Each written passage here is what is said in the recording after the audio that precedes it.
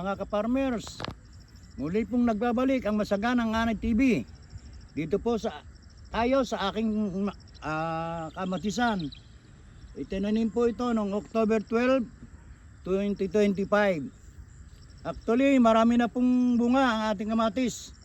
Bagamat nadali po ng katakot-takot na pagulan, ay medyo nakalusot po ito ating kamatis sa ngayon. Marami na pong bunga. Actually, may mga tama po yung ating kamatis. Oh. Yan po ay na-delete lang ng pagbobomba. Natamaan po ng buod. Pero po, dalang-dalang naman tong ito na ganito. Napula po ng pag-i-spray ng lanet at saka ng ibang klase ng uri ng gamot.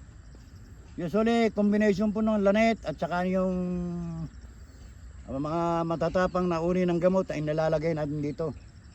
Maganda po ang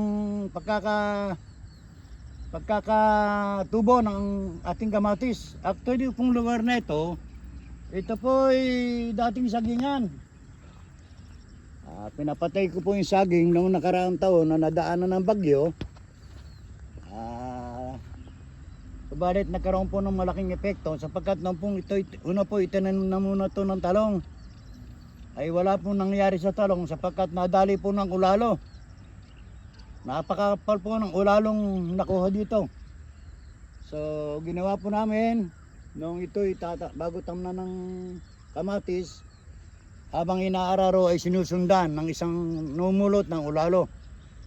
Hindi naman po nalagyan ng Puradan sapagkat sa laki pong ito ay hindi natin nalalagyan na ng Puradan. Pero maganda po naman ang tubo nitong kamatis.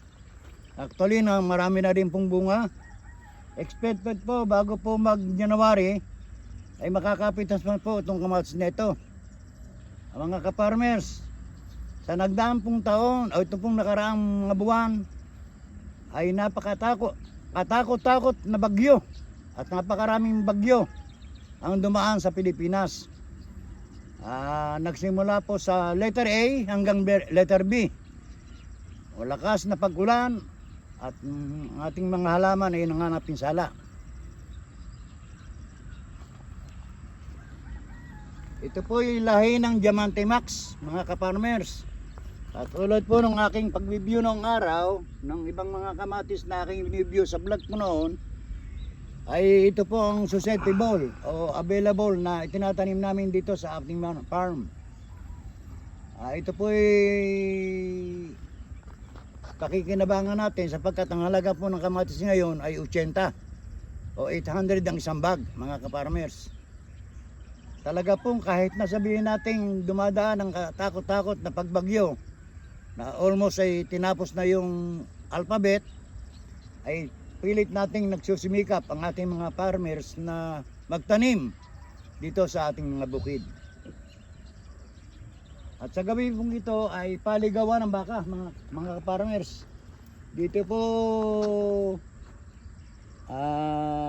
marami pong buyer na pupunta dito at namimili ng mga baka.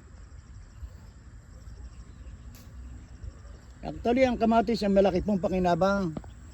Pag po mura ang kamatis, ang ginagawa namin mga nag-aani ng kamatis ay ginagawa natin ketchup. Ang native na paggagawa ng ketchup, tinatanggal ang buto, hinahati-hati, pagkatapos ay inilalaga at pagkatapos ay sinasala at yung katas niya ay hinahaloan ng paminta, hinahaloan ng asukal, hinahaloan ng iba-ibang ingredients na katulad ng ginagawa ng Del Monte sa native nating ketchup.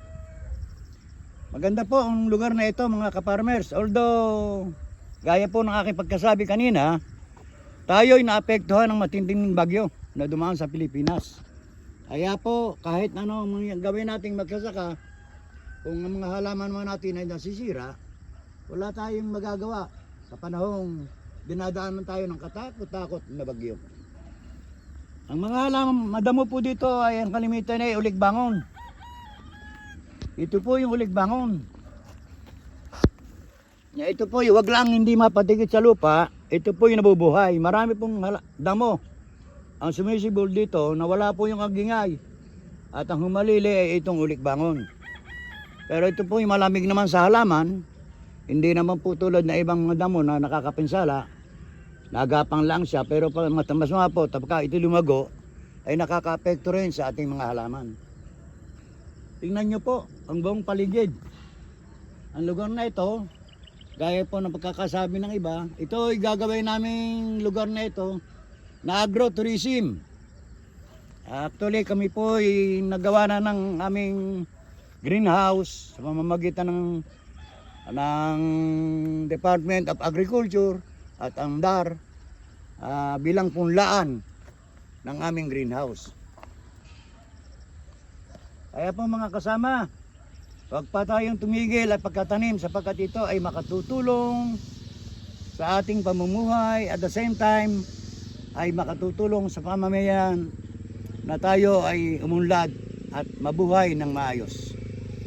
Sana po isubayan niyo muli ako sa lahat ng vlog na aking ipinakikita sa inyo mula sa araw na ito ng pagbabalik ng Masaganang Ani TV. Dalangin ko sa Panginoon Diyos ang tayo laging umunlad at iligtas sa anumang kapahamakan sa anumang oras, mga kaparmers. Pagpalain tayo ng Panginoon Diyos. Magandang umaga po sa inyong lahat.